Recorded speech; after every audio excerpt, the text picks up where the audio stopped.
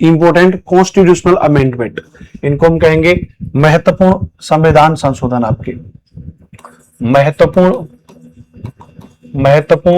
संविधान संशोधन, तो महत्वपूर्ण संविधान संशोधन के बारे में हम बात करेंगे। ठीक है, तो महत्वपूर्ण संविधान संशोधन के बारे में अगर हम बात करेंगे, याद रखना भैया, तो इसकी महत्वपूर्ण चीज क्या है, थोड़ा समझना ध्यान से, कि जब भी हम संविधान संशोधन के बारे में बात करें तो हम बड़ा बेसिक से पढ़ेंगे। सबसे पहले तो हम यहाँ पे इस चीज को पढ़ेंगे कि आखिरकार हमें संविधान में संशोधन की जरूरत क्यों पड़ी है। पिछली क्लासेस में आप अब तक पढ़ चुके हैं कि संविधान बनकर के तैयार हो गया आपका 26 नवंबर 1949 को संविधान आपका बनकर के तैयार हो गया, जिसे 26 जनवरी 1950 को संविधान को लागू कर दिया गया। तो आखिरकार ऐसी जरूरत क्यों है, हमें ऐसी जरूरत हमको क्यों पड़ रही है कि भाई हमें संविधान में संशोधन करने की जरूरत पड़ी है, राइट। ठीक है, तो याद रखना। तो सबसे पहली बात हमने कहा कि जब संविधान लागू हुआ था वो समय था 1950 का समय। आज कौन सा समय चल रहा है, आज 2026 है, यानी उस समय से अब तक का समय कितना हो गया, 76 वर्ष में चल रहा है, 76 वर्ष चल रहे हैं। यानी इन 76 वर्षों में बहुत ज्यादा चीजें बदली होंगी, और जब बहुत ज्यादा चीजें बदली होंगी तो समय समय के हिसाब से हमें भी क्या करना पड़ेगा, परिवर्तन करना पड़ेगा। हमें भी क्या करना पड़ेगा, परिवर्तन करना पड़ेगा। तो याद रखना, लिखा है कि बदलती परिस्थितियों और जरूरतों के साथ खुद को समायोजित करने के लिए, बदलती परिस्थितियों और जरूरतों के साथ खुद को समायोजित करने के लिए संविधान में संशोधन का प्रावधान है। There is a provision to amend the constitution to adjust itself with the changing circumstances and needs, यानी बदलती परिस्थितियों और जरूरतों के साथ खुद को समायोजित करने के लिए संविधान में संशोधन का प्रावधान है। तो हम संशोधन क्यों कर रहे हैं, हम अमेंड क्यों कर रहे हैं, अमेंड करने की जरूरत है कि हमें बदलना है चीजों को। किस लिए बदलना है, क्योंकि कंडीशंस बदल रही है, याद रखना। ठीक है, और अगर हम इसमें परिवर्तन कर पा रहे हैं तो इसका मतलब याद रखना, भारतीय संविधान न तो लचीला है हमारा और ना ही कठोर है, बल्कि दोनों का मिश्रण है। हालांकि संविधान की विशेषता के अंतर्गत आता है, लेकिन अब याद रखना Indian constitution is neither flexible nor rigid but a mixture of both. Important बात क्या मतलब, ये क्या लिया, ये मिक्सचर है। हमारा भारत का संविधान कठोर है, हमारा भारत का संविधान लचीला है, दोनों का मिश्रण है ना। अगर भारत का संविधान कठोर होता तो आसानी से हम उसमें संशोधन नहीं कर सकते थे, और अगर भारत का संविधान लचीला होता तो बहुत आसानी से संशोधन कर सकते थे। तो हमारे यहाँ पे बड़ा सोच समझ के उसको किया गया है कि भाई लचीला और कठोर किया गया है, ताकि कोई भी चीज आसानी से न हो, और कोई भी चीज आसानी से न होगी तो उसके लिए क्या होगी, उसके लिए चाहिएगा बहुमत। उसके लिए क्या चाहिएगा, बहुमत। तो अभी हम आगे बात करेंगे कि किस प्रकार से संशोधन करने के लिए कितना कितना बहुमत चाहिए होगा। ठीक है, याद रखना। अच्छा, हमने आपको पिछले टॉपिक में पढ़ाया था कि संविधान के स्रोत पढ़ाए थे। तो हमने पढ़ाया था कि मेजरली संविधान में बहुत सारी चीजों को हमने कई देशों से लिया है। तो अगर कई देशों से लिया है तो अगर ये संशोधन की बात अगर हम करेंगे तो संविधान संशोधन का उल्लेख भारतीय संविधान के भाग 20 में है और अनुच्छेद 368 में किया गया। यानी हम कहां पे किया गया, संविधान संशोधन का जिक्र कहां पर है, तो संविधान संशोधन का जो जिक्र है वो भारतीय संविधान के भाग 20 में है और अनुच्छेद 368 में संविधान संशोधन के बारे में बताया गया है। Constitutional amendment is mention in article 368 in part 20 of the Indian constitution. तो भारतीय संविधान के भाग 20 में अनुच्छेद 368 में इसका जिक्र किया गया है। अच्छी बात तो ये, लेकिन अब जैसे अगर हम बात करें यहां पे, अब हम लोग ये बात करें कि भाई ये जो है अनुच्छेद 368 है, ये जो अनुच्छेद 368 है इसमें किस चीज का जिक्र किया गया है, इसमें संविधान में संशोधन का जिक्र किया गया। ठीक है, तो याद रखना अनुच्छेद 368 में भारत के संविधान में सुधार एवं बदलाव करने के लिए संविधान संशोधन का प्रावधान किया गया है। Article 368 has made a provision for constitutional amendment to amend and make change in the constitution of India. तो भारत के संविधान में सुधार और बदलाव लाने के लिए, भारत के संविधान में सुधार और बदलाव लाने के लिए, और जो है हमें संशोधन की जरूरत पड़ती है। और संविधान में संशोधन का जिक्र भी हमने आपको बता दिया, वो अनुच्छेद 368 में जिक्र किया गया और कौन से भाग में किया गया, तो भाग 20 के अंतर्गत अनुच्छेद 368 में किया गया है। लेकिन अभी भी आपके दिमाग में एक क्वेश्चन चुभ रहा होगा कि सर अभी आपने बताया था कि ये संविधान में जो सोर्स हमने बहुत सारे देशों से लिए, तो ये जो संविधान में संशोधन की जो प्रक्रिया है, ये जो संविधान में संशोधन की प्रक्रिया है, ये हमने कहां से लिया, याद रखना, तो साउथ अफ्रीका के संविधान से। याद रख लीजिएगा, आगे बताएंगे भी आपको। तो साउथ अफ्रीका के संविधान से, यानी दक्षिण अफ्रीका के संविधान से, दक्षिण अफ्रीका के संविधान से। किससे भैया? दक्षिण अफ्रीका के संविधान से। तो हमने कहा भैया कि साउथ अफ्रीका, दक्षिण अफ्रीका के संविधान से। किससे भैया? तो दक्षिण अफ्रीका के संविधान से, याद रखना भैया हमने, और जो है जो संशोधन की प्रक्रिया को हमने अडॉप्ट किया है, याद रखना, अच्छी बात है। संविधान का संशोधन केवल किसी भी सदन में एक विधेयक पेश करके शुरू किया जा सकता है। माने ये जरूरी नहीं है भैया, ये जरूरी नहीं है कि संसद के किसी भी सदन का मतलब कि नहीं भाई संशोधन की प्रक्रिया केवल लोकसभा में पूरी की जाएगी या राज्यसभा में पूरी की जाएगी। किसी भी सदन में मात्र आप कोई भी एक बिल ला करके और संशोधन की प्रक्रिया को शुरू कर सकते हो। लेकिन क्या ये संशोधन की प्रक्रिया राज्य में भी हो सकती है? अगर आपसे पूछा जाए कि क्या भाई ये प्रक्रिया राज्यों में हो सकती है, नहीं, याद रखना भैया, न कि राज्य विधानसभा में। Amendment of the constitution can be initiate only by introducing a bill in either house, किसी भी हाउस में, Lok Sabha Rajya Sabha, not in state legislature. State legislature का मतलब क्या है? जो राज्य का जो विधानमंडल है, राज्य का जो विधानमंडल है, राज्य का जो विधानमंडल है, जिसमें भी दो सदन आ जाते हैं। एक तो सदन आ जाएगा विधानसभा आ जाएगी, विधानसभा, और दूसरा सदन आपका कौन सा हो जाएगा? तो दूसरा सदन आपका हो जाएगा विधान परिषद। क्या हो जाएगा? विधान परिषद। तो विधानसभा और विधान परिषद, तो विधानमंडल और विधानसभा, विधान परिषद। तो ये समझिएगा कि संविधान संशोधन की जो प्रक्रिया है, संविधान संशोधन की प्रक्रिया कभी भी कहां नहीं चालू की जा सकती भैया? कभी भी राज्य विधानमंडल में चालू नहीं की जा सकती। यह हमेशा सेंटर में ही शुरू होगी, यह हमेशा केंद्रीय संसद में शुरू होगी, और केंद्रीय संसद के किसी भी सदन में शुरू हो सकती है, याद रखना। चाहे तो आप इसको लोकसभा में शुरू कर सकते हो, चाहे आप इसको राज्यसभा में शुरू कर सकते हो। केवल और मात्र आप केवल एक बिल ला करके आप इसको इनिशिएट कर सकते हो। बात क्लियर है भैया? चलिए अब याद रखना, ध्यान से समझना, ठीक है? क्लियर है बात? समझ में आ गया भैया? बहुत अच्छी बात, बहुत अच्छी बात। अब थोड़ा सा और आगे चलते हैं, ध्यान रखना भैया। दूसरी बात हमने यहां पर कहा, ध्यान रखना, कि विधेयक को किसी भी मंत्री या सदस्य के द्वारा पेश किया जा सकता है। सदस्य का मतलब क्या है? कि अगर वो सांसद है, अगर वो सांसद है, वो मेंबर ऑफ पार्लियामेंट है, तो वो तो सदस्य हो गया, और अगर उसको कोई मंत्रालय दिया गया तो मंत्री हो गया। इसके लिए राष्ट्रपति की पूर्व अनुमति की आवश्यकता नहीं होती है। The bill can be introduced by any minister और member, it does not require the prior approval of the president. ये जरूरी नहीं है, ये जरूरी नहीं है, याद रखना भैया, कि इसको क्या किया जाएगा भैया? इसके लिए राष्ट्रपति की कोई पूर्व मंजूरी की आवश्यकता होगी, ऐसा बिल्कुल भी जरूरी नहीं है, याद रखना भैया, ठीक है? जैसे अभी जो लेटेस्ट जो कॉन्स्टिट्यूशनल अमेंडमेंट हुआ, कौन सा हुआ है? 106वां संविधान संशोधन हुआ है, जो 128वां बिल है, 128वां बिल था, और जो भी पास हुआ 2023 में, और जो नारी वंदन शक्ति अधिनियम जो पास हुआ था, वो नारी वंदन शक्ति अधिनियम क्या था? उसको जो सहकारिता मंत्री थे, वीरेंद्र कुमार करके नाम आता है, वीरेंद्र कुमार ने पेश किया था। तो जो सामाजिक और सहकारिता मंत्रालय के मंत्री हैं वीरेंद्र कुमार, तो सामाजिक और सहकारिता जो मंत्री थे वीरेंद्र कुमार, उन वीरेंद्र कुमार के द्वारा उसको इंट्रोड्यूस किया गया कि भैया हम लोग महिलाओं के आरक्षण को बढ़ा रहे हैं, जो पहले लगभग 15% के आसपास था, इसको बढ़ाकर के 33% कर दिया गया महिलाओं के आरक्षण को। SC ST OBC जो फीमेल्स हैं, मतलब सारी महिलाओं के बारे में यहां पर बात किया गया कि भैया महिलाओं का आरक्षण जो है दोनों ही सदनों में 33% के आसपास हमको करना है। तो ये 106वें संविधान संशोधन के बारे में बात किया गया। तो इसको पेश किसके द्वारा किया गया? वीरेंद्र कुमार जी के द्वारा इंट्रोड्यूस किया गया, बाद में सभी ने इसको पास कर दिया, ठीक है? तो विधेयक को किसी भी मंत्री या सदस्य के द्वारा पेश किया जा सकता है। इसके लिए राष्ट्रपति की पूर्व अनुमति की आवश्यकता नहीं होती है, याद रखना। यहां से सवाल पेपर में बन जा सकता है। विधेयक को प्रत्येक सदन में विशेष बहुमत से पारित किया जाना चाहिए। The bill must be passed by special majority in each house. विशेष बहुमत का मतलब क्या है? नॉर्मल बहुमत क्या हो गया? 50%+1, 50%+1 मिनिमम यहां पे होना चाहिए। इतना बहुमत आपका होना चाहिए, इतना बहुमत आपका होना चाहिए। मैं आपको बहुमत के बारे में भी हम आपको आगे पढ़ाएंगे कि क्या क्या प्रक्रिया, कितने प्रकार के बहुमत होंगे। आप एक एक तरीके से चीजों को समझिएगा, ठीक है? अच्छी बात। तो पहली बात कि आप संविधान संशोधन के मामले को किसी भी सदन में लेकर के आ सकते हो, किसी भी मंत्री या सदस्य के द्वारा उसको पेश किया जा सकता है। संविधान संशोधन की प्रक्रिया दक्षिण अफ्रीका से ली गई है। संविधान संशोधन की जो प्रक्रिया वो कहां से ली गई है? तो संविधान संशोधन की जो प्रक्रिया है वो दक्षिण अफ्रीका से ली गई। The process of constitutional amendment was taken from south Africa. कहां से ली गई भैया?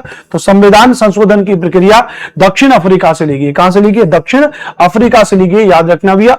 और विधेयक को किसी भी मंत्री या सदस्य के द्वारा पेश किया जा सकता है। इसके लिए राष्ट्रपति की पूर्व अनुमति की आवश्यकता नहीं होती है। इसके लिए राष्ट्रपति की पूर्व अनुमति की आवश्यकता नहीं होती है, इस बात को याद रखना होगा। ठीक है, चलिए अब हम एक एक करके संविधान संशोधन के बारे में बात करेंगे। अब 106 संविधान संशोधन हो चुके हैं, तो जरूरी नहीं है कि आपकी परीक्षा की दृष्टि से 106 संविधान संशोधन आपको पढ़ने, लेकिन हाँ मैं प्रयास करूंगा कि आपको कुछ खास संविधान संशोधन के बारे में आपको पढ़ा सकूं। जैसे सबसे पहला संविधान संशोधन हुआ था 1951 में। 1951 में आपका पहला संविधान संशोधन हुआ, जिसके तहत अनुसूची 9 को संविधान में जोड़ा गया। जिसके चलते क्या जोड़ा गया? जिसके चलते अनुसूची 9 को संविधान में जोड़ा गया, याद रखना। और इसमें भूमि सुधार से संबंधित कानून बनाए गए। Laws related to land reforms were made. अब आपको इतना याद रखना है कि पहला संविधान संशोधन 1951 हुआ, जिसमें दो काम मुख्य रूप से किए गए कि अनुसूची 9 को संविधान में जोड़ा गया, क्योंकि पहले मूल संविधान में 8 अनुसूची थी। पहले मूल संविधान में कितनी थी? 8 अनुसूची थी, लेकिन अभी वर्तमान में कितनी है? 12 अनुसूची है। हालांकि वो अनुसूची वाले छोटे वीडियो में मैंने आपको पढ़ा दिया था, आपने देख लिया होगा, तो लेकिन फिर भी यहां पर हम क्रमिक रूप से यहीं पे चलेंगे। तो 9वीं अनुसूची जोड़ेगी और भूमि सुधार से संबंधित कानून बनाएंगे। तो भारतीय संविधान में भूमि सुधार से संबंधित जो कानून बनाएंगे वो कौन से संविधान संशोधन के तहत बनाएंगे, याद रखना। तो वो नोट कर लीजिएगा भैया, वो 1951 के संविधान संशोधन के द्वारा बनाई गई। इंपॉर्टेंट बात क्या भैया? वो 1951 पहले संविधान संशोधन के द्वारा बनाए गए थे, इस बात को याद रखना भैया। ठीक है, अच्छी बात। इसके तहत बहुत सारे काम भी किए गए, जैसे इसके तहत याद रखना भैया, after territorial consolidation of the princely state and political integration of India. इसी समय पर आपको पता है कि भाई क्या किए गए थे? सभी देशी रियासतों को मिलाकर के एक बृहद देशी रियासत बनाई गई थी। फिर बाद में राज्य और केंद्र की संकल्पना आई थी कि भाई इतने राज्य होंगे, इतने केंद्र शासित प्रदेश होंगे, इसकी बात वहां पर की गई थी। ठीक है, चलो खैर उस पर हमें नहीं जाना है, हमें उस पर नहीं जाना है। अब हम आएंगे पहले के बाद, अब जो मुख्य है आपका वो हो जाएगा आपका 7वां संविधान संशोधन। क्या हो जाएगा आपका? 7th अमेंडमेंट 1956 हो जाएगा। अब आपका पहले के बाद कौन सा महत्वपूर्ण है? तो आपका पहले के बाद अब आपका जो महत्वपूर्ण हो जाएगा वो हो जाएगा आपका 7वां संविधान संशोधन। कौन सा हो जाएगा भैया आपका? तो वो हो जाएगा आपका 7वां संविधान संशोधन। 7वां संविधान संशोधन याद रखना। ठीक है, अब 7वां संविधान संशोधन में क्या किया गया? इसका संबंध राज्य पुनर्गठन आयोग से है। It is related to the state reorganisation commission. इसका संबंध किससे है? इसका संबंध राज्य पुनर्गठन आयोग से। It is related to the state reorganisation commission. राज्य पुनर्गठन आयोग से संबंधित है। इसके द्वारा भारत को 14 राज्य और 6 केंद्र शासित प्रदेशों में बांटा गया था। अभी भारत में कितने राज्य और केंद्र शासित प्रदेश हैं आपको पता है? पहले 7 थे, फिर हमने जम्मू कश्मीर का विभाजन करके 2 नए केंद्र शासित प्रदेश बना दिए, तो 7 और 2 9 केंद्र शासित प्रदेश हो गए। फिर उसके बाद हमने दादरा एवं नगर हवेली, दमन एवं दीप, इन 2 केंद्र शासित प्रदेशों को मर्ज करके एक केंद्र शासित प्रदेश बना दिए। तो अभी वर्तमान में कितने हो जाएंगे? 8 केंद्र शासित प्रदेश हो जाएंगे। तो साल 2026 में अभी 8 केंद्र शासित प्रदेश हैं। लेकिन अगर टोटल देखा जाएगा, पहले शुरुआत में जब देशी रियासत जो प्रिंसली स्टेट थे उनको मर्ज करके जब एक देशी रियासत, बड़ी बृहत रियासत बनाई गई थी, भारत को एक बृहत रियासत बनाया गया, उसके बाद उसको राज्य और केंद्र में जब बांटा गया, उसका काम राज्य पुनर्गठन आयोग को दिया गया था। तो भारत को 14 राज्य और 6 केंद्र शासित प्रदेशों में बांट दिया गया था। By this India was divided into 14 state and 6 union territories. 14 राज्य और 6 केंद्र शासित प्रदेशों में बांटा गया था 7वें संविधान संशोधन 1956 के द्वारा। क्यों? क्योंकि आपको पता होगा कि आपको पता है इससे पहले 1 अक्टूबर 1953 को क्या हुआ था? 1 अक्टूबर 1953 को भाषा के आधार पर, याद रख लीजिएगा, भाषा के आधार पर गठित होने वाला पहला राज्य, गठित होने वाला पहला राज्य, तो भाषा के आधार पर गठित होने वाला पहला राज्य कौन सा था? आंध्र प्रदेश। तो आंध्र प्रदेश जो है वो भाषा के आधार पर गठित होने वाला पहला राज्य बना था। आपको पता होगा पोटी श्रीमल्लू के बारे में आपने सुना होगा, जो गांधीवादी व्यक्ति थे और आमरण अनशन पर बैठ गए थे और आई थिंक 53वें कुछ ऐसे दिन के बाद उनका निधन हो गया था। फिर तुरंत भाषा के आधार पर और जो है तेलुगु भाषा के आधार पर, तेलुगु भाषा के आधार पर हमें राज्य बनाना पड़ा था आंध्र प्रदेश। फिर उसी के बाद में स्टेट रीऑर्गेनाइजेशन कमीशन बनाया गया, जिस कमीशन ने रिकमेंड किया कि भैया ऐसे तो भाषा के आधार पर तो बहुत सारे राज्य बन जाएंगे, हमारे यहाँ पे तो बहुत सारी भाषाएं बोली जाती हैं, हमारे यहाँ कहावत भी है भैया कि कोस कोस पर पानी बदले 4 कोस पर वाणी। आप 4 कोस दूर चले जाओ, बोलने की भाषा शैली बदल जाती है। तब ऐसे हजारों भाषाएं बोली जाती हैं भारत में, तो क्या हजारों राज्य थोड़ी ना बनेंगे। तो स्टेट रीऑर्गेनाइजेशन कमीशन बनाया और उसी स्टेट रीऑर्गेनाइजेशन कमीशन के द्वारा, याद रखना भैया, उसने 14 राज्य और 6 केंद्र शासित प्रदेशों का रिकमेंडेशन किया। रिकमेंडेशन उसने कुछ और भी किया था, लेकिन बाद में उसने चेंज करके 14 राज्य और 6 केंद्र शासित प्रदेशों में बांट दिया गया। तो आपको याद रख लेना भैया कि इसका संबंध किससे, राज्य पुनर्गठन आयोग से हो जाएगा। इस बात को आप नोट कर लीजिएगा, ठीक है। चलिए आगे हम बात करेंगे, याद रखना भैया। तो हमने कहा कि the reorganisation of Indian states 1956 में बना, जिसके तहत भैया 14 राज्य वो बने, ठीक है। और इसी समय पर इसके संशोधन के बाद ही जो है कि ये जो राज्य अलग अलग बनते गए, तो उनके बारे में तो हम आपको अलग से पढ़ाएंगे, ठीक है। अच्छा, अब जैसे अगर हम बात करें सबसे पहले 7वें के बाद जो महत्वपूर्ण है वो हो जाएगा आपका 10th अमेंडमेंट 1961। फिर आपका कौन सा बना, तो फिर आपका बना भैया 10वां संविधान संशोधन 1961। 10वां संविधान संशोधन 1961 बना, याद रखना। 10वां संविधान संशोधन भूतपूर्व पुर्तगाली अंतर क्षेत्रों दादर और नागर हवेली को भारतीय संविधान में शामिल किया गया और उन्हें केंद्र शासित प्रदेश का दर्जा दिया गया। केंद्र शासित प्रदेश का दर्जा दिया गया, याद रखना भाई। 7वें संविधान संशोधन 1956 के तहत 6 केंद्र शासित प्रदेश बनाए गए थे। उसके बाद अगला 7वां केंद्र शासित प्रदेश दादर और नगर हवेली को बना दिया गया 10वें संविधान संशोधन 1961 के तहत। याद करना आपका काम है, देखिए पढ़ाना मेरा काम है। आप परीक्षा पास करना चाहते हो तो आपको ये चीज याद करनी पड़ेगी। अब परीक्षा पास करना आज के समय पे, सरकारी नौकरी पाना इतना आसान तो है नहीं कि कोई लड्डू तो है नहीं कि एकदम से आपने कर लिया, बहुत मुश्किल होता है। और मैं आपकी व्यवस्था भी समझ सकता हूं, सेल्फ स्टडी करना बहुत आसान भी नहीं है। कल रात को मैं पढ़ रहा था, मतलब मुझे आजकल टाइम कम मिलता है क्योंकि इतनी सारी क्लास होती है मेरी और बहुत सारे घर परिवार के भी काम होते हैं, बट फिर भी कल मैं बैठ के पढ़ा। तकरीबन मैं पढ़ा था रात को 1:30 बजे तक। मैं 10 साढ़े 10 बजे बैठाऊंगा, मैं 2-2.5 घंटे के आसपास में बैठ के पढ़ा। तो मुझे लगा कि 2-2.5 घंटे पढ़ना भी, मतलब इतने दिनों के बाद एक स्टूडेंट के तौर पर पढ़ना बड़ा मुश्किल होता है। मुझे एक प्रैक्टिस सेट पढ़ना था और मतलब उसको रिप्रूव करना था, और मैं बैठ करके एक मेरे साहित्य की कोई किताब अपना उठा ली और मैं उस किताब को पढ़ने लग गया। तो लगा कि 2-2.5 घंटे एक जगह बैठ करके पढ़ना भी मुश्किल काम है, मतलब मेरे लिए। तो हर एक व्यक्ति को ऐसा लग सकता है जैसे मेरे मन में आए, लेकिन मैं उठा नहीं, मैं पढ़ता रहा। तो मैं ऐसे ही आपको करूं, आपके मन में भी आया कि यार इतनी देर होगी पढ़ते पढ़ते, इतनी देर होगी पढ़ते पढ़ते, थोड़ा मुश्किल आता है, लेकिन आप पढ़ोगे तो चीजें आप कर लोगे, ठीक है। चलिए, तो भूतपूर्व पुर्तगाली अंतर क्षेत्रों दादर और नगर हवेली को भारतीय संविधान में शामिल किया गया और उन्हें केंद्र शासित प्रदेश का दर्जा दिया गया। केंद्र शासित प्रदेश का दर्जा दिया गया, इस बात को याद रखना, ठीक है। चलिए आगे बात करेंगे, याद रखना भैया। अगला हो जाएगा हमारा 12वां संविधान संशोधन 1962। इसके अंतर्गत संविधान की प्रथम अनुसूची में संशोधन करके गोवा दमन दीव को भारत में केंद्र शासित प्रदेश के रूप में शामिल कर लिया गया। आपको पता होगा प्रथम अनुसूची में इसके राज्य संघ और उसके राज्य क्षेत्रों के बारे में बताया गया, अनुच्छेद में बताया गया। तो इसके अंतर्गत संविधान की प्रथम अनुसूची में संशोधन करके गोवा दमन एवं दीव को भारत में केंद्र शासित प्रदेश के रूप में शामिल कर लिया गया। क्या कर लिया गया? केंद्र शासित प्रदेश के रूप में शामिल किया गया। तो गोवा आज राज्य है, गोवा और राज्य है, तो गोवा को केंद्र शासित प्रदेश का दर्जा कब दिया गया था? तो 12वें संविधान संशोधन 1962 के द्वारा पहले इसको गोवा को, दमन दीव को और भारत और उनको गोवा दमन एवं दीव को केंद्र शासित प्रदेश का दर्जा दिया गया था। दमन एवं दीव को केंद्र शासित प्रदेश का दर्जा दिया गया था, जबकि दादर एवं नागर हवेली को कब दिया गया था? याद करिए, अभी हमने आपको क्या बताया था, आपसे पूछ लीजिए दादर एवं नागर हवेली। तो दादर एवं नागर हवेली को यूटी कब बनाया गया भैया? इनको यूटी कब बनाया गया? तो भाई 10th constitution amendment, 10th constitution amendment, ठीक है। 10वें संविधान संशोधन 1961, 10वें संविधान संशोधन 1961 के द्वारा, और भैया इनको केंद्र शासित प्रदेश का दर्जा दिया गया था, यूटी, यूनियन टेरिटरी, ठीक है। चलो, और दमन एवं दीव को कब दिया गया? तो दमन एवं दीव को 12वें संविधान संशोधन 1962 के द्वारा दिया गया। और आज दादर एवं नगर हवेली, दमन एवं दीव को दोनों को मर्ज करके एक केंद्र शासित प्रदेश बनाया गया। यह बात आपको यहां पे पता होनी चाहिए।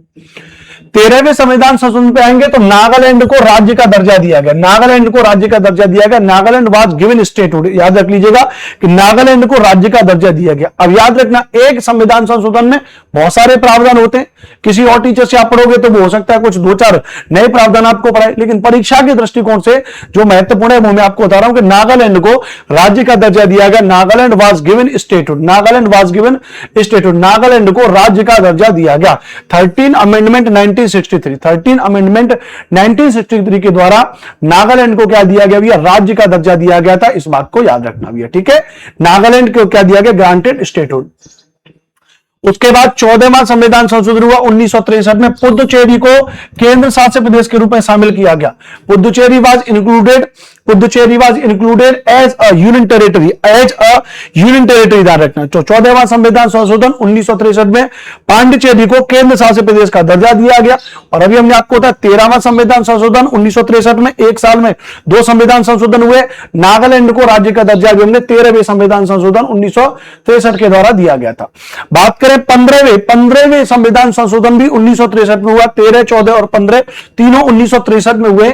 इसमें क्या किया गया, उच्च न्यायालय के न्यायाधीशों की सेवा मुक्ति की आयु, उच्च न्यायालय के न्यायाधीशों की सेवा मुक्ति की आयु 60 वर्ष से 62 वर्ष कर देगी। जो सुप्रीम कोर्ट है, the retirement age of high court, sorry उच्च न्यायालय हाई कोर्ट जजेस was raised from 60 year to 62 years. तो उच्च न्यायालय के न्यायाधीशों की सेवा मुक्ति की आयु कितनी भैया, 60 वर्ष की जगह क्या कर दिया गया भैया, 62 वर्ष कर दिया गया। 60 वर्ष की जगह क्या कर दिया गया भैया, 62 वर्ष कर दिया गया, इस बात को याद रखना। सोनी कुमारी करिए, सिलेबस पूरा नहीं हो पाएगा। सोनी जी 99 रुपए का आपने कोर्स लिया था, 99 रुपीज का आपने कोर्स लिया था, जो यूपी टेट वाले, अगर आप उसके बारे में पूछ रहे हो तो 99 रुपए में इतना आपको पढ़ा देंगे कि आपका पेपर पास हो जाएगा। काहे परेशान हो रहे हैं आप, ठीक है। चलिए, तो उच्च न्यायालय के न्यायाधीशों की सेवा मुक्ति की आयु कितनी हुई है, 60 वर्ष से 62 वर्ष कर दी गई थी, याद रखना। 60 वर्ष से 62 वर्ष कर दी गई थी, याद रखना भी, ठीक है, अच्छी बात है। उसके अलावा चलेंगे अब हम 16वें संविधान संशोधन 1963, 16वां संविधान संशोधन 1963 के बारे में बात करेंगे। तो देश की संप्रभुता और अखंडता के हित में प्रावधान किए गए, यहां पे कुछ प्रावधान किए गए। तीसरी अनुसूची में परिवर्तन करके शपथ ग्रहण के अंतर्गत मैं भारत की स्वतंत्रता एवं अखंडता को बनाए रखूंगा, बाकी शब्द जोड़ा गया। आज कोई भी आप देखते हो, कोई भी नेता अगर शपथ लेता है तो उसमें कहा जाता है ना, चाहे वो प्रधानमंत्री हो, चाहे वो कोई भी मंत्री हो, उसमें कहा जाता है कि मैं, वो उधर से गवर्नर बोलेगा मैं, तो आदमी बोलेगा मैं भारत की स्वतंत्रता एवं अखंडता को बनाए रखूंगा। तो मैं भारत की स्वतंत्रता एवं अखंडता को बनाए रखूंगा, ये वाली बात जो है किसमें जोड़ेगी, ध्यान रखना। तो ये 16वें संविधान संशोधन 1963 के द्वारा जोड़ेगी, 16वें संविधान संशोधन 1963 के द्वारा जोड़ेगी भैया कि भारत की स्वतंत्रता एवं अखंडता को बनाए रखूंगा। ये वाली बात जो है कब जोड़ेगी, 16वें संविधान संशोधन 1963 के द्वारा जोड़ेगी, 16वें संविधान संशोधन 1963 के द्वारा जोड़ी गई थी, इस बात को याद रखना भैया, ठीक है। चलिए, अब हम बात करेंगे अगला महत्वपूर्ण 21वां संविधान संशोधन, इंपोर्टेंट बात करिए, 21वां संविधान संशोधन। सिंधी भाषा को संविधान की 8वीं अनुसूची में 15वीं भाषा के रूप में शामिल किया गया। 8वीं अनुसूची में 15वीं भाषा के रूप में शामिल किया गया। मूल में 14 भाषाएं थी, है ना, फिर बाद में उनमें आज 22 भाषाएं हो गई हैं। तो 8वीं अनुसूची में 15वीं भाषा के रूप में किसको शामिल किया गया, सिंधी भाषा को जोड़ा गया 21वें संविधान संशोधन 1967 के द्वारा। 21वें संविधान संशोधन 1967 के द्वारा, याद रखना भैया, 15वीं भाषा के रूप में सिंधी भाषा को शामिल किया गया 8वीं अनुसूची में। 8वीं अनुसूची में, बताइए, 8वीं अनुसूची में कोई दिक्कत भैया, 8वीं अनुसूची में, ठीक है, 8वीं अनुसूची में, ठीक है। एक मिनट रुकिएगा,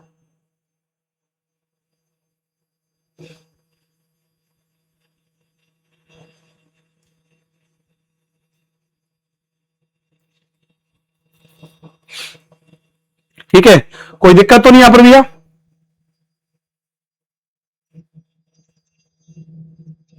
चलो, तो सिंधी भाषा को संविधान की 8वीं अनुसूची में 15वीं भाषा के रूप में जोड़ा गया 21वें संविधान संशोधन के द्वारा, ध्यान रखना भैया। आगे बात करेंगे महत्वपूर्ण 22वां संविधान संशोधन। तो 22वां संविधान संशोधन असम से अलग करके एक नया राज्य मेघालय बनाया गया। तो मेघालय जो राज्य है, मेघालय जो राज्य याद रखना भैया, मेघालय राज्य किससे अलग होकर बना था? तो मेघालय राज्य जो आपका अलग होकर बना था वो आपका मेघालय राज्य अलग होकर बना था असम से 22वें संविधान संशोधन 1969 के द्वारा। 22वें संविधान संशोधन 1969 के द्वारा असम से और निकाला गया था मेघालय राज्य। ठीक है, चलिए क्लियर भैया, कोई दिक्कत तो नहीं। पहले एक बड़ा राज्य हुआ करता था असम, और कभी पेपर में पूछ लिया जाता जी के असम का प्राचीन नाम क्या था? कामरूप कहते थे, कामरूप। उस समय पे असम का प्राचीन नाम हुआ करता था, पुराने जमाने मतलब बहुत पहले जमाने में असम का प्राचीन नाम हुआ करता था कामरूप, ये बात याद रखिएगा। ठीक है, तो असम से मेघालय को निकाला गया 22वें संविधान संशोधन 1969 के द्वारा। और मेघालय में आपको पता है भैया, मेघालय में एक जगह मानसराम जहां पे विश्व की सबसे ज्यादा वर्षा होती है, विश्व की सबसे ज्यादा वर्षा होती है, विश्व की सबसे ज्यादा वर्षा होती है, विश्व की सबसे ज्यादा। पहले ये स्थान जो है चेरापूंजी हुआ करता था, चेरापूंजी भी वहीं पर जगह चेरापूंजी हुआ करता था, लेकिन अब चेरापूंजी का स्थान नहीं रहा है, अब मानस नाम का स्थान रहा है जहां पे विश्व की सबसे ज्यादा वर्षा होती है, जिसका कारण भी वहां पे 3 पहाड़ियां हैं, जो गारो, खासी और जयंतिया पहाड़ियां हैं। उन पहाड़ियों में मानसून एक बार प्रवेश कर जाता है तो वहीं पर बारिश ज्यादा करता रहता है। ठीक है, तो असम से नया राज्य बनाया गया, मेघालय निकाला गया 22वें संविधान संशोधन 1969 के द्वारा, इस बात को याद रखना। ठीक है, 24वें संविधान संशोधन 1971 के बारे में बात करेंगे कि संसद की शक्ति को स्पष्ट किया गया, वह किसी भी भाग को संशोधित कर सकती है, किसी भी भाग को संशोधित कर सकती है। The power of parliament was clarified that it would amend any part. संशोधन संबंधी विधेयक जब दोनों सदनों से पारित होकर के राष्ट्रपति के समक्ष जाएगा तो इस पर राष्ट्रपति द्वारा सम्मति दिया जाना बाध्यकारी कर दिया गया। मतलब राष्ट्रपति को क्या कर दिया, राष्ट्रपति इसके लिए हो गया, it will be obligatory to give assent to it by the president. मतलब राष्ट्रपति को साइन करना ही करना है, राष्ट्रपति को साइन करना ही करना है, याद रखना भैया। तो 24वें संविधान संशोधन 1971 याद रखना, यह बड़ा महत्वपूर्ण सवाल है कि संसद की शक्ति को बढ़ा दिया गया कि संसद से जब कोई भी, याद रखना भैया, विधेयक पारित होगा, संसद से जब कोई भी विधेयक जब पारित होगा, याद रखना, तो वो विधेयक, याद रखना भैया, वो विधेयक जो है राष्ट्रपति के द्वारा क्या कर लिया जाएगा भैया, तो राष्ट्रपति के द्वारा जो है भैया मानना पड़ेगा। ठीक है, मानना पड़ेगा, याद रखना। ये 24वें संविधान संशोधन के द्वारा किया गया, 24वें संविधान संशोधन के द्वारा किया गया। 26वां संविधान संशोधन, इनको अच्छे से लिख लीजिएगा, कॉपी पे अच्छे से लिख करके नोट्स बना लीजिएगा। भूतपूर्व देशी राज्यों के शासकों की विशेष उपाधियों को समाप्त किया गया। जो देशी राज्य के राजा हुआ करते थे उनकी बहुत ज्यादा उपाधियां हुआ करती थी, मैंने आपको बताया था, राजा इतिहास में आपने पढ़ा होगा, बहुत सारे राजा उपाधियां लेते थे। तो बिल्कुल उसी तरीके से तो भूतपूर्व देशी राज्यों के शासकों की विशेष उपाधियों को क्या कर दिया गया, समाप्त कर दिया गया 26वें संविधान संशोधन 1971 के द्वारा, 1971 के द्वारा, है ना। और 1972 में आपको पता मेघालय तो हुआ ही था, फिर Mizoram and union territory Arunachal Pradesh carved out of Assam. मतलब ये मुख्य रूप से मैंने कहा था ना, जितने भी पूर्वोत्तर राज्य हैं सब किससे अलग होते हैं, असम से अलग होकर के बने थे। चलो अब आप आ जाइए 31वें संविधान संशोधन पर आ जाइए। क्या 31वें संविधान संशोधन पर आ जाइए 1973 में, 1973 में। तो 1973 में 31वें संविधान संशोधन पर आप आ जाइए। ठीक है, क्लियर है। अब आप आ जाइए 31वें संविधान संशोधन 1971 पे। ठीक है, चलिए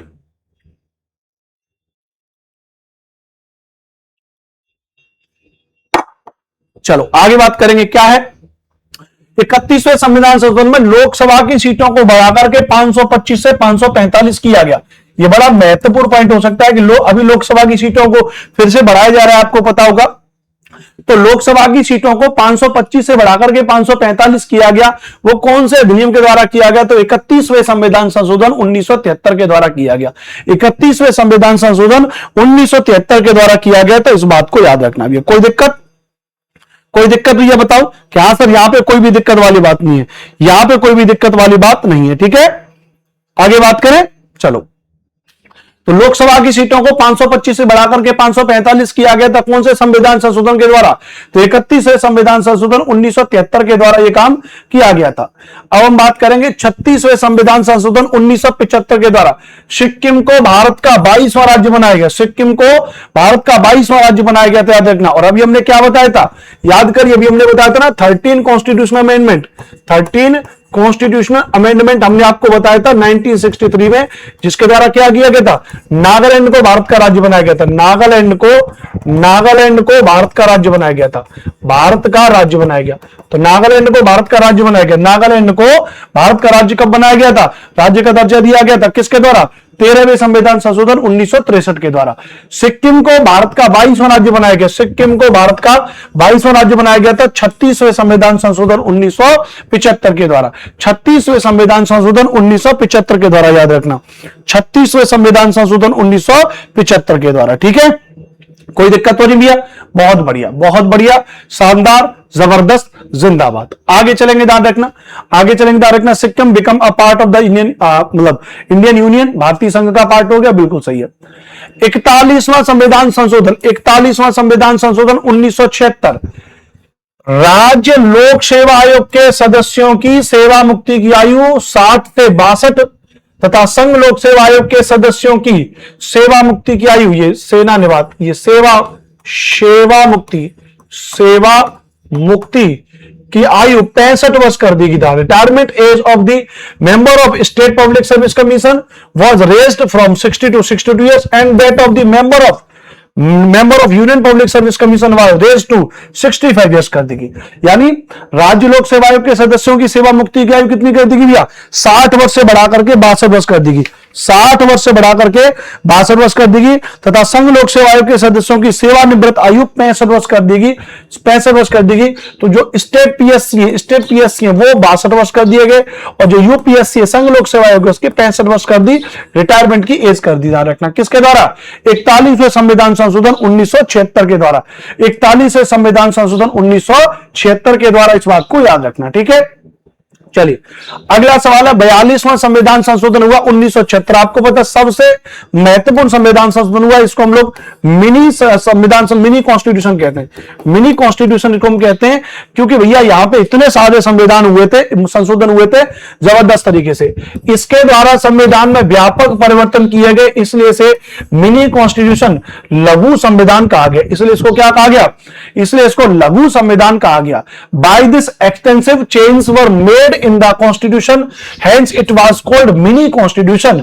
इसके द्वारा संविधान में व्यापक परिवर्तन किए गए, इसलिए इसे लघु संविधान कहा गया। क्या क्या परिवर्तन किए गए, तो पहली बात याद रखना भैया, पहली बात याद रखना, इसमें क्या क्या काम किए गए, संविधान की प्रस्तावना में समाजवादी, धर्मनिरपेक्ष और अखंडता शब्द जोड़े गए। The word socialist, secular and integrity were added to the preamble of the constitution, preamble of the constitution. संविधान की प्रस्तावना में समाजवादी, धर्मनिरपेक्ष और अखंडता शब्द जोड़े गए।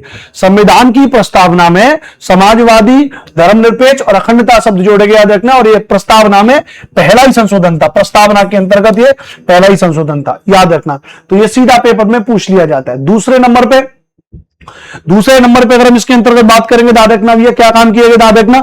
तो यह काम किया गया, लोकसभा और विधानसभाओं की अवधि को 5 वर्ष से बढ़ाकर के 6 वर्ष कर दिया गया। अभी लोकसभा का पूरा कार्यकाल कितना होता है, 5 वर्ष होता है।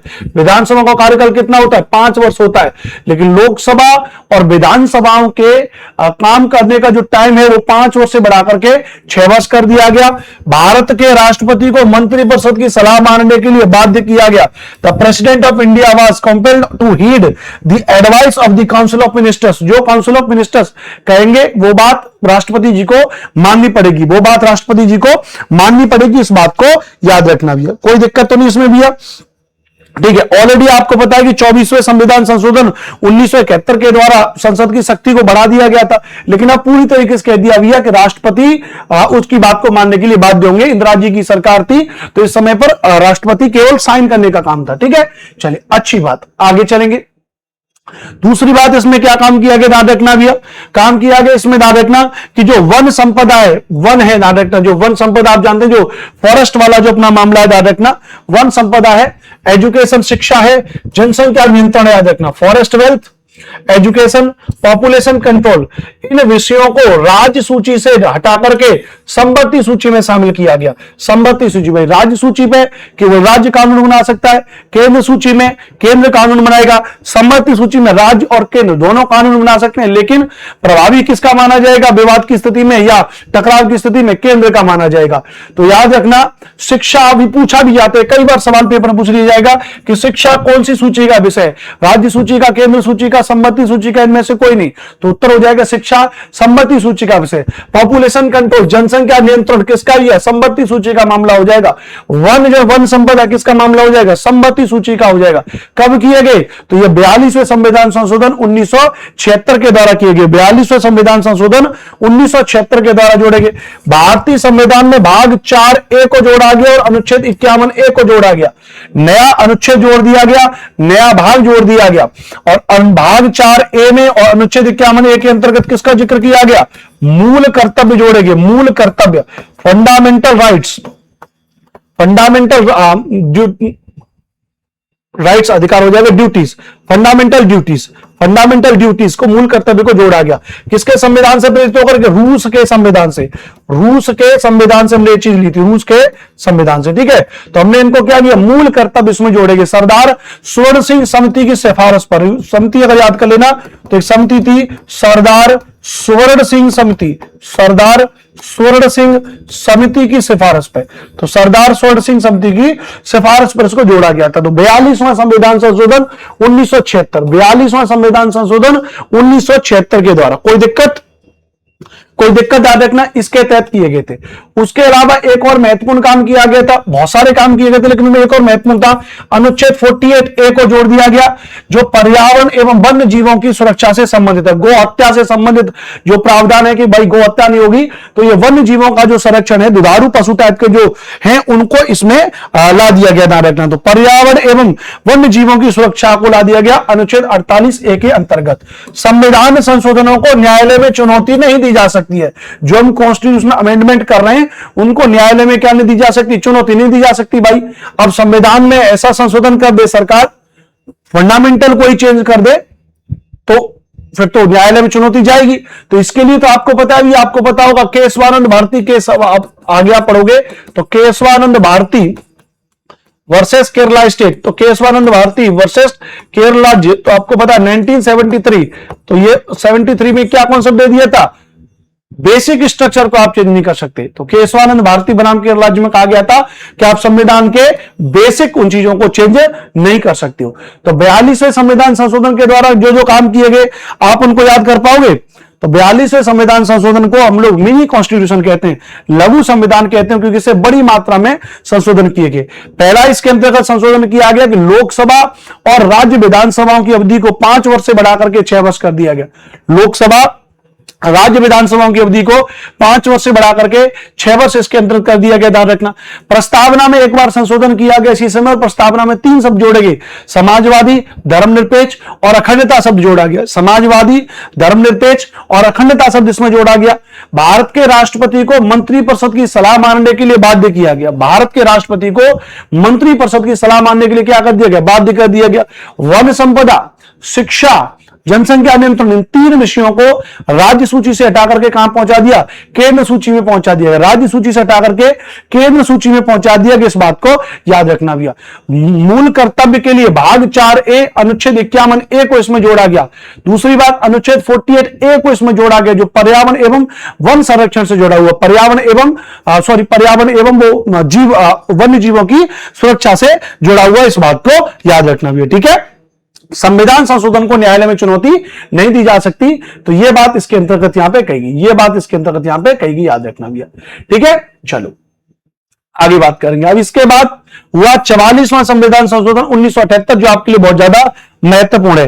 क्यों? 1975 में आपको पता है इंदिरा गांधी जी के द्वारा जब आपातकाल लगाया गया था, उसके बाद आया था कि राष्ट्रीय आपात स्थिति लागू करने के लिए आंतरिक अशांति के आधार पर सशस्त्र विद्रोह शब्द का प्रयोग किया गया। The term armed rebellion was used on the basis of internal disturbance to enforce a state of national emergency. मतलब राष्ट्रीय आपातकाल लगाने के लिए, राष्ट्रीय आपातकाल लगाने बनाने के लिए अब आपको यह कहना नहीं पड़ेगा कि भैया आंतरिक अशांति है, अब आपको सशस्त्र विद्रोह वाली बात की जाएगी, सशस्त्र विद्रोह वाली बात की जाएगी। ठीक है, कोई दिक्कत तो नहीं भैया, कोई दिक्कत तो नहीं भैया, बताओ। क्योंकि आपको पता है पहले तो 42वें संविधान संशोधन 1976 के द्वारा राष्ट्रपति को मंत्रिपरिषद की सलाह मानने के लिए बाध्य कर दिया गया। अब मंत्रिपरिषद से जो भी विधेयक जाएगा राष्ट्रपति को उसकी मंजूरी करनी है भैया।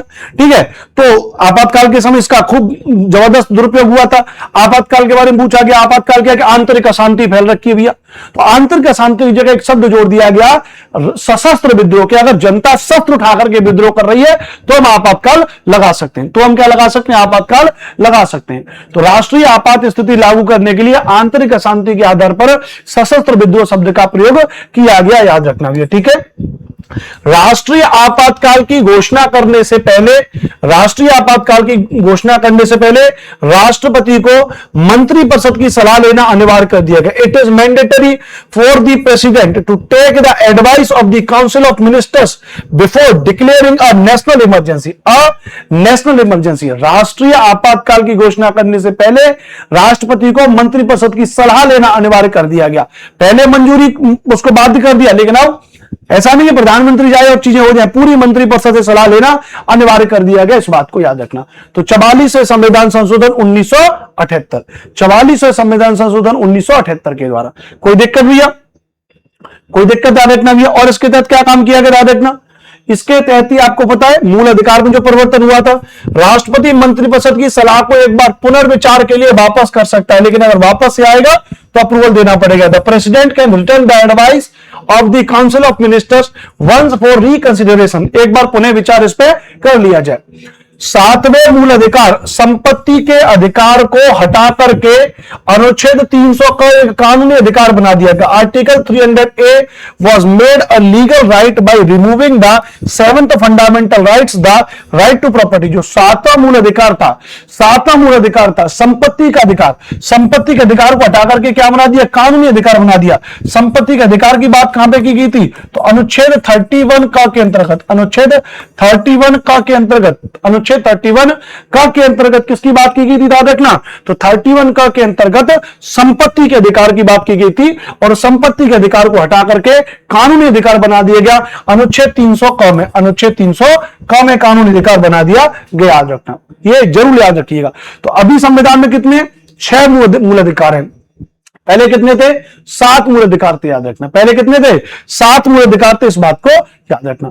लोकसभा तथा राज्य विधानसभाओं की अवधि पुनः 6 वर्ष से 5 वर्ष कर दी गई। The term of Lok Sabha and state assemblies was again reduce from 6 year to 5 years. तो अभी लोकसभा और राज्य विधानसभाओं की जो चुनाव की जो काम करने की जो समय वो कितना है, 5 साल है। कितना भैया, 5 साल है। लेकिन अब इसको कब किया गया, 44वें संविधान संशोधन 1978 के द्वारा किया गया। बढ़ाया क्या हो गया था, तो 42 कॉन्स्टिट्यूशनल अमेंडमेंट 1976, 42वें संविधान संशोधन 1976 से 5 से बढ़ा करके 6 किया गया, और 6 से घटा करके 5 दोबारा कर दिया गया। 44वें संविधान संशोधन 1978, 44वें संविधान संशोधन 1978 के द्वारा, 44वें संविधान संशोधन 1978 के द्वारा सुप्रीम कोर्ट को राष्ट्रपति तथा उपराष्ट्रपति के निर्वाचन संबंधी विवाद को हल करने की अधिकारता प्रदान की गई। The supreme court was given the jurisdiction to resolve the dispute related to the election of the president and vice president. जितने भी चुनाव होते हैं उसके लिए जिम्मेदारी किसकी है, चुनाव आयोग की जिम्मेदारी है। लेकिन यदि राष्ट्रपति या उपराष्ट्रपति के चुनाव में यदि कोई गड़बड़ी होती है, राष्ट्रपति या उपराष्ट्रपति के चुनाव में यदि कोई गड़बड़ी होगी, तो वहां पे सुप्रीम कोर्ट में उस चीज को सॉल्व किया जाएगा, उस डिस्प्यूट को सॉल्व किया जाएगा। सुप्रीम कोर्ट के अंतर्गत ये दे दिया 44वें संविधान संशोधन 1978 के द्वारा। फिर उसके बाद हुआ डायरेक्ट ना 42वां संविधान संशोधन, आपको पता ही दिया, दल बदल रोक कानून है, डायरेक्ट ना दल बदल रोक कानून है। 52वां संविधान संशोधन 1985। 53वां संविधान संशोधन, मिजोरम को भारत का 23वां राज्य बना दिया गया। मिजोरम को भारत का क्या बना दिया, 23वां राज्य बना दिया गया। मिजोरम वाला सवाल पेपर में पूछा जाता है, याद रखना। और उससे भी ज्यादा पूछा जाता है सिक्किम वाला, उससे भी ज्यादा पूछा जाता है सिक्किम वाला। कौन सा था, याद है नहीं याद है, 36वां संविधान संशोधन, 36वां संविधान संशोधन हुआ था 1975। कौन सा था, डेट में ही भूल गया।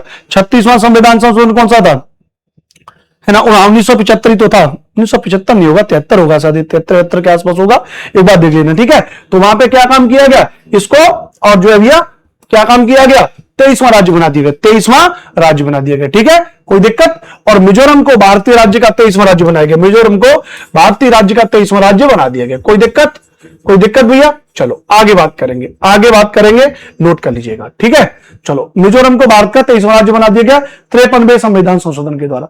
अब आगे आपका 55वां संविधान संशोधन, 55वें संविधान संशोधन के द्वारा क्या काम किया गया, तो 55वां संविधान संशोधन हुआ 1986 में। इसमें अरुणाचल प्रदेश को, उसमें क्या काम किया गया, अरुणाचल प्रदेश को 24वां राज्य बना दिया गया, अरुणाचल प्रदेश को क्या बनाया गया, 24वां राज्य बना दिया गया, इस बात को ध्यान रखना भैया, ठीक है।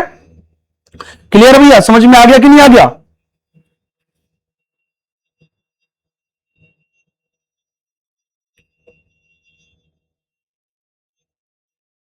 ठीक है, कोई दिक्कत तो नहीं भैया।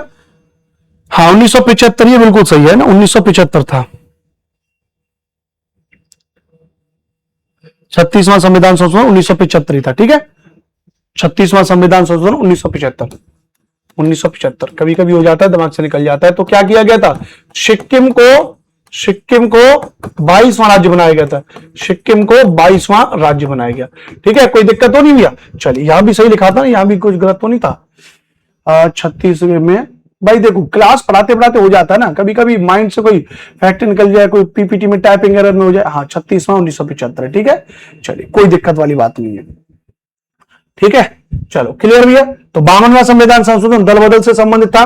53वां संविधान संशोधन मिजोरम को भारतीय राज्य कैसा बनाया गया। 55वां संविधान संशोधन के बारे में बात करेंगे, तो ये आपके अरुणाचल प्रदेश को 24वां राज्य बनाया गया। 56वां संविधान संशोधन हुआ था, गोवा को 25वां राज्य बना दिया गया। गोवा को 25वां राज्य कब बनाया गया, तो गोवा को 25वां राज्य बनाया गया, ध्यान रखना।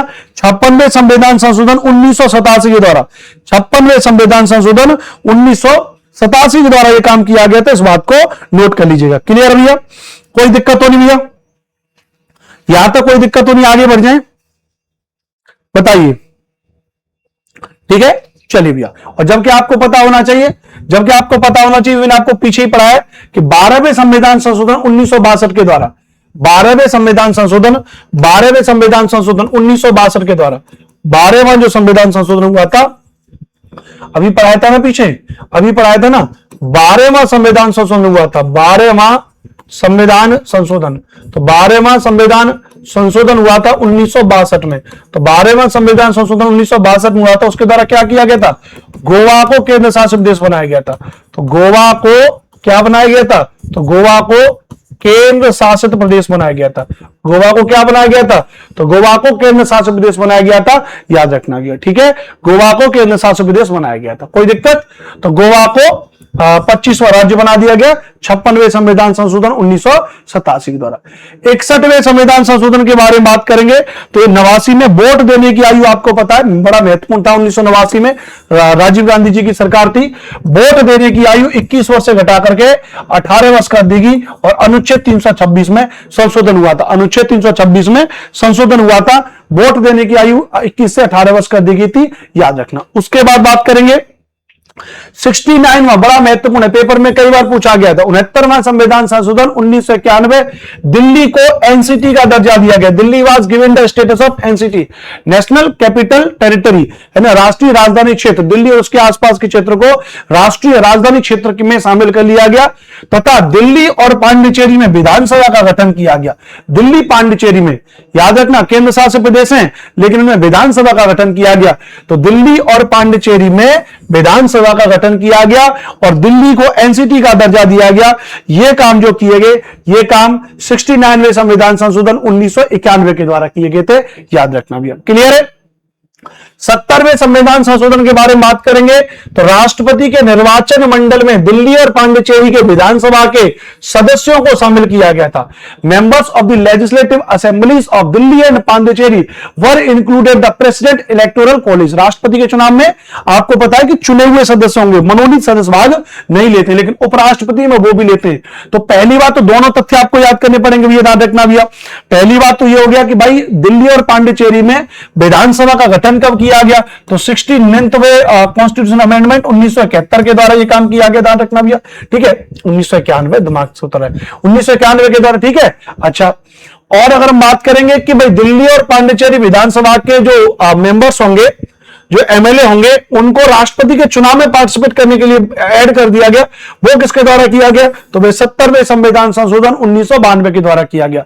70वें संविधान संशोधन 1992 के द्वारा किया गया, याद रखना भैया, ठीक है। कोई दिक्कत तो नहीं भैया कि हाँ सर यहां पे कोई दिक्कत वाली बात नहीं है। 8वीं अनुसूची में कोंकणी, मणिपुरी, नेपाली भाषा को शामिल कर लिया गया। नमक नेपाली, म से मणिपुरी, क से कोंकणी, ट्रिक याद रखिएगा, नमक। तो 8वीं अनुसूची में पहले सिंधी भाषा को तो जोड़ दिया गया था, याद आ रहा है कि नहीं आ रहा भैया? हमने पहले ही आपको बता दिया था कि सिंधी भाषा को संविधान की 8वीं अनुसूची में जोड़ा गया था। कब जोड़ा गया था? 21वां संविधान संशोधन 1967, याद रख लीजिएगा, 21वां संविधान संशोधन 1967। तो 21वां संविधान संशोधन 1967 के द्वारा क्या जोड़ा गया था? 8वीं अनुसूची में 15वीं भाषा के तौर पे 15वीं भाषा के रूप में किसको जोड़ दिया गया? सिंधी भाषा को जोड़ा गया, सिंधी भाषा को जोड़ा गया, याद रखना।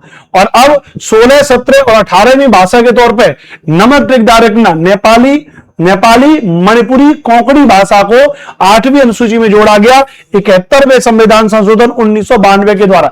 71वें संविधान संशोधन 1992 के द्वारा, याद रख लीजिएगा, 71वें संविधान संशोधन 1992 के द्वारा, ठीक है। एक बार में याद नहीं होगा, मैं बहुत साफ बात कर रहा हूं, एक बार में याद नहीं होगा, 1-2 बार पढ़ोगे, 1-2 बार याद करोगे, इससे रिलेटेड जो प्रश्न होंगे उनकी प्रैक्टिस में करा दूंगा, तो आपका काम हो जाएगा, फिर एकदम से चीजें हो जाएंगी, ठीक है। चलिए, अब आ गया 73वां संविधान संशोधन, बड़ा महत्वपूर्ण, 1992 में हुआ 73वां संविधान संशोधन। इसमें भाग 9 में पंचायतों को संवैधानिक दर्जा दिया गया। पूछा जाता है सवाल, याद रखना, पंचायतों को संवैधानिक दर्जा दिया गया, तो इसमें दिया गया, इस बात को याद रखना, पंचायतों को दर्जा दिया गया भाग 9 में। पंचायतों के लिए 29 विषय निर्धारित किए गए, याद रखना भैया, और 11वीं अनुसूची को जोड़ा गया, 11वीं अनुसूची को जोड़ा गया। 73वें संविधान संशोधन के द्वारा ये 3 काम किए गए थे, याद रखना भैया, कि भाग 9 को जोड़ा गया, भाग 9 में पंचायतों को संवैधानिक दर्जा दिया गया। भाग 9 में पंचायतों को क्या दिया गया भैया? संवैधानिक दर्जा दिया गया, याद रखना भैया। और दूसरी बात हमने आपसे क्या कहा, पंचायतों के लिए कितने? तो पंचायतों के लिए 29 विषयों का निर्धारण किया गया, पंचायतों के लिए 29 विषयों का निर्धारण किया गया, याद रखना। और उसके अलावा 11वीं अनुसूची को जोड़ा गया, 11वीं अनुसूची को जोड़ा गया, याद रखना। उसके अलावा अगला संशोधन भी इसी साल में किया गया, 74वां। अच्छा, याद रखना, ये जो है 25 अप्रैल 1992 को हुआ था, और 25 अप्रैल को हम लोग दिवस भी मनाते हैं, ठीक है, आगे भी बताएंगे। 74वां संविधान संशोधन भी हुआ, याद रखना, 1992 को हुआ, और इसमें भी क्या काम किया गया? उसमें पंचायतों से रिलेटेड प्रावधान ले आए, इसमें नगर पालिकाओं से रिलेटेड प्रावधान ले आए। भाग 9(1) कहते हैं तो नगर पालिकाओं को संवैधानिक दर्जा दिया गया। भाग 9 में पंचायतों, ग्राम पंचायतों को संवैधानिक दर्जा दिया गया। भाग 9(a) में नगर पालिकाओं को संवैधानिक दर्जा दिया गया। और अनुसूची 12 को जोड़ा गया, जिसमें कुल 18 विषय। अनुसूची 11 को जोड़ा गया था 73वें संविधान संशोधन के द्वारा।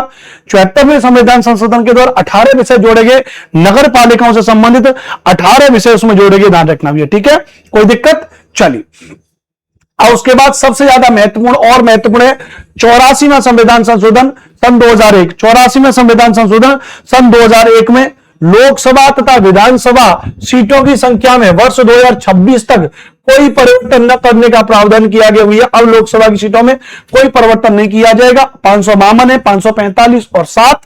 552 आपको पता भी परिसीमन आयोग कुछ समय पहले आया था, तो उसके तहत अब लोकसभा की सीटों को बढ़ाने का प्रावधान किया जा रहा है, ठीक है। चलो, तो 2026 अभी चल रहा है, इस समय तक लोकसभा तथा विधानसभा की सीटों में कोई परिवर्तन नहीं किया जाएगा। यह काम किसके तहत किया गया? तो यह काम 84वें संविधान संशोधन 2001 के द्वारा किया गया। 84वें संविधान संशोधन 2001 के द्वारा यह काम किया गया। सबसे महत्वपूर्ण जो पेपर में कई बार आता है वो आपका 86वां संविधान संशोधन 2002, ध्यान रखना, जिसमें 11वां मौलिक अधिकार कर्तव्य जोड़ा गया। ये दोनों के मतलब इसको मौलिक अधिकार में भी जोड़ा गया, मौलिक कर्तव्य में भी जोड़ा गया। पहले इसको सही कर लेंगे। पहली बात, 6 से 14 वर्ष तक के बच्चों के लिए अनिवार्य एवं निःशुल्क शिक्षा को मौलिक अधिकार के रूप में मान्यता देगी। याद रखना, शिक्षा को मौलिक अधिकार के रूप में क्या दे देगी भैया, मान्यता दे देगी। तो 6 से 14 वर्ष तक के बच्चों के लिए अनिवार्य एवं निःशुल्क शिक्षा को मौलिक अधिकार के रूप में मान्यता देगी। याद रखना भैया, ठीक है। अनुच्छेद 21A को जोड़ा गया, अनुच्छेद 21A को जो इसके अंतर्गत जोड़ा गया, शिक्षा को जीवन के अधिकार के तहत जोड़ दिया गया। 11वां मौलिक कर्तव्य जोड़ा गया, 11वां मौलिक कर्तव्य जोड़ा गया। 11th फंडामेंटल राइट्स ड्यूटी होगा, 11th फंडामेंटल ड्यूटीज एडेड, 11वां मौलिक कर्तव्य जोड़ा गया। बात क्लियर है। मैं इसको पीपीटी में भी अपनी में सही कर दे रहा हूं, है ना, वरना फिर इतनी क्लास होती है मैं भूल जाता हूं। कभी कभी क्या होता है, टाइपिंग में एरर हो जाती है, टाइपिंग में एरर हो जाती है तो कोई दिक्कत वाली बात नहीं है, ठीक है। तो 11वां क्या जोड़ दिया गया, तो 11वां मौलिक जो है भैया आपका 11वां मौलिक कर्तव्य भी जोड़ा गया, ठीक है, कोई दिक्कत। चलिए, मतलब इनको याद कर लो, बिल्कुल पेपर में आएंगे, याद रखना ये, ठीक है। चलिए, ठीक है, कोई दिक्कत। चलिए, 11वां मौलिक कर्तव्य इसमें जोड़ दिया गया। आगे बढ़ जाएंगे, ध्यान रखना भैया। अगला कह रहा 88वां संविधान संशोधन हमारे 2003 में किया गया, सेवा कर को लागू किया गया। Service tax was implemented.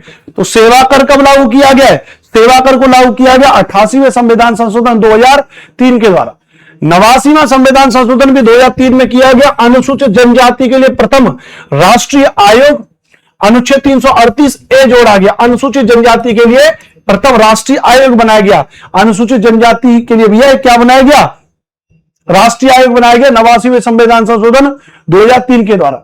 91वां संविधान संशोधन आ गया 2003 में। इसमें केंद्र तथा राज्य में मंत्रिपरिषद की संख्या 15% होगी। मंत्रिपरिषद, मंत्रियों की संख्या होगी, मंत्रिपरिषद यानी जो मंत्रियों की संख्या, ध्यान रखना, मंत्रियों की संख्या 15% होगी। केंद्र तथा राज्य में strength of the council of ministers at the centre and the state will be 15%। मतलब टोटल जो सदस्य आपके, टोटल आपके एमपी हैं, सांसद हैं, उनमें 15% से ज्यादा आप मंत्री नहीं बना सकते, 15% से ज्यादा आप मंत्री नहीं बना सकते। तो ये जो प्रावधान है 91वें संविधान संशोधन 2003 के द्वारा किया गया। 91वें संविधान संशोधन 2003 के द्वारा यह काम किया गया था, याद रखना। 91वें संविधान संशोधन 2003 के द्वारा यह काम किया गया था। 92वें संविधान संशोधन 2003 में संविधान की 8वीं अनुसूची में, ध्यान रखना, पहले क्या जोड़ दिया गया, सिंधी जोड़ दी गई 15, फिर नमक 16, 17, 18, 18 के बाद 19, 20, 21 और 22 4 भाषाओं को जोड़ दिया गया। बोडो, डोगरी, मैथिली और संथाली 8वीं भाषा में जोड़ दिए गए। अतः भी कितनी भाषा हो जाएंगी, टोटल 22 भाषा हो जाएंगी। याद रखना, ये 22वें संविधान संशोधन के द्वारा किया गया था। 96वां संविधान संशोधन 2011 में हुआ, उड़िया भाषा का नाम बदल के ओडिया किया गया। The name of the Odia language was change to Odia.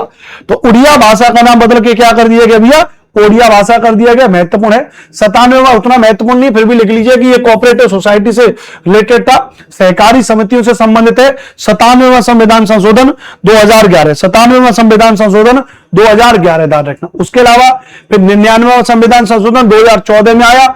एकमात्र संविधान संशोधन जिसे सर्वोच्च न्यायालय के द्वारा असंवैधानिक करार किया गया, असंवैधानिक करार किया गया। The only constitutional amendment which was declared unconstitutional by the supreme court. इससे कोलोजियम पद्धति के स्कूल के स्थान पर राष्ट्रीय न्यायिक नियुक्ति आयोग का गठन किया गया था। क्या किया गया था, उसका गठन किया गया था, ध्यान रखना। इसके द्वारा कोलेजियम पद्धति के स्थान पर, कोलेजियम पद्धति के, ये स्कूल हटा दीजिए, कोलेजियम, इसके द्वारा कोलेजियम पद्धति के स्थान पर राष्ट्रीय न्यायिक आयोग का गठन किया गया था। एनजीएसी, नेशनल जुडिकल अपॉइंटमेंट कमीशन। अब यह है क्या, जो जजों की नियुक्ति होती है उसको लेकर के होता है कोलेजियम सिस्टम, उसको लेकर के होता है कोलेजियम सिस्टम, ध्यान रखना भी है, ठीक है, सही कर लीजिएगा इसके द्वारा। अब न्यायपालिका में भी अगर हस्तक्षेप किया जाएगा तो गड़बड़ है, तो उसको करार कर दिया, गड़बड़ कर दिया। बाद में फिर इसमें और परिवर्तन होते रहे, ठीक है। और अभी भी जितने भी मोस्टली जो जजेस हैं आप देखोगे सब कॉम्प्रोमाइज्ड हैं, सब सरकार की बात करते हैं कि रिटायरमेंट के बाद अच्छा खासी चीजें मिल जाए। तो इसके द्वारा कोलेजियम पद्धति के स्थान पर राष्ट्रीय न्यायिक आयोग की नियुक्ति की गई थी। कब किया गया था, 99वें संविधान संशोधन 2014। कांड तो मोदी जी ने आते ही शुरू कर दिए थे, कांड तो मोदी जी ने आते ही शुरू कर दिए थे, याद रखना, ठीक है। 100वां संविधान संशोधन 2015 में किया। भारत और बांग्लादेश के बीच भूमि सीमा समझौता किया गया था। A land boundary agreement was signed between India and Bangladesh, India and Bangladesh, है ना, इंडिया एंड बांग्लादेश। 101वां संविधान संशोधन 2017 में हुआ। वस्तु एवं सेवा कर को लागू कर दिया। Goods and service tax implemented. GST कब लागू किया गया? तो जीएसटी लागू किया गया 101वां संविधान संशोधन 2017 से लागू हो गया। 102वां संविधान संशोधन 2010 में हुआ, जिसमें पिछड़े वर्गों के लिए राष्ट्रीय आयोग का प्रावधान किया गया, राष्ट्रीय पिछड़ा वर्ग आयोग बनाया गया। अनुच्छेद 338 बी लागू हुआ। पिछड़े वर्गों के लिए राष्ट्रीय आयोग का प्रावधान किया गया, लेकिन यहां पे प्रावधान किया गया था कि सेंटर डिसाइड करेगा कि ओबीसी में कौन आएगा कौन नहीं आएगा। इसके लिए ही हमारे बाद में संविधान संशोधन हुआ, जिसमें इसको परिवर्तन भी किया जाएगा। 103 में आर्थिक स्थिति के आधार पर 10% आरक्षण, ईडब्ल्यूएस की बात की गई, ईडब्ल्यूएस की बात की गई 103 में संविधान संशोधन 2019 में, और इसमें अनुच्छेद 16 में संशोधन हुआ। अनुच्छेद 16 में संशोधन हुआ, याद रखना, अनुच्छेद 16 में संशोधन हुआ। 104वां संविधान संशोधन हमने आपसे क्या कहा? इसमें आंग्ल भारतीयों की नियुक्ति को समाप्त कर दिया गया। 104वें संविधान संशोधन 2020 के द्वारा अनुच्छेद 331 को निरस्त कर दिया गया। एससी एसटी की सीटों के आरक्षण को 2030 तक और बढ़ा दिया गया। एससी एसटी की सीटों के आरक्षण को 2030 तक और बढ़ा दिया गया। 104 105वां जो संविधान संशोधन आया, जो यह नवीनतम संशोधन है, लेकिन अब यह नवीनतम नहीं रहा, क्योंकि अब तो 106वां संविधान संशोधन भी आ गया।